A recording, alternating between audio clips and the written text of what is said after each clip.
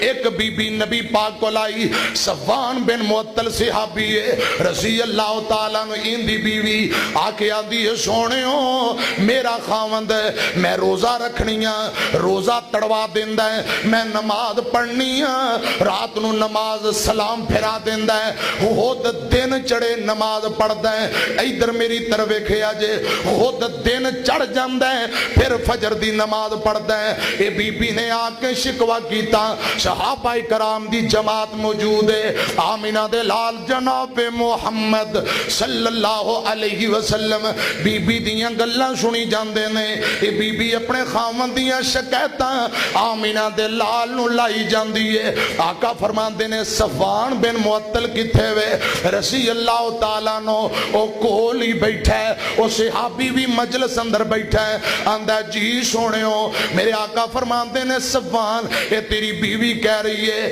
تو رات نماز پڑھ دیئے تو تڑوا دینا روزہ نہیں رکھن دیندہ صفوان آندہ سونے ہو میں جدوں بھی کرے آنا انہیں روزہ رکھے آندہ ہے میں جدوں بھی کرے آنا اے روزانے روزے رکھ دیئے تے جدوں میں رات نو کرے آنا اے نماز پڑھ دی سورہ باقرہ شروع کر لیندی اے تین تین چار چار گھنٹے سلام ہی نہیں پھیر دی میں نو کسے چیز دی کچھ ضرورت طلب ہوندی ہے امام کائنات نے سنیا فرمایا بی بی گل سن قیامت تک دیو بی بیو نوٹ کرو سن لو آمینہ دے لال نے فرمایا کوئی عورت اپنے خاوند دی اجازت تو بغیر نفلی روزہ نہ رکھے کوئی عورت اپنے خاوند دی اجازت تو بغیر نفلی نماز نہ پڑھے پہلے خاوند کو اجازت لیں گی پھر نفلی نماز اور نفلی روزہ رکھے گی آقا فرمان دینے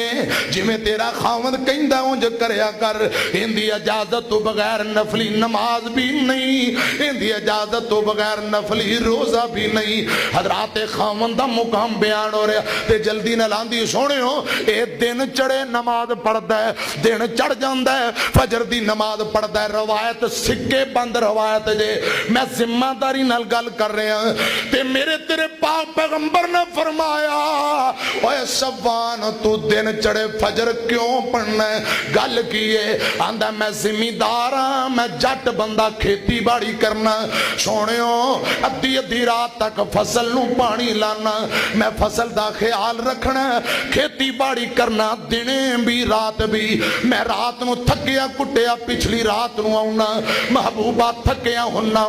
جدو آ کے بستر تے ڈگنا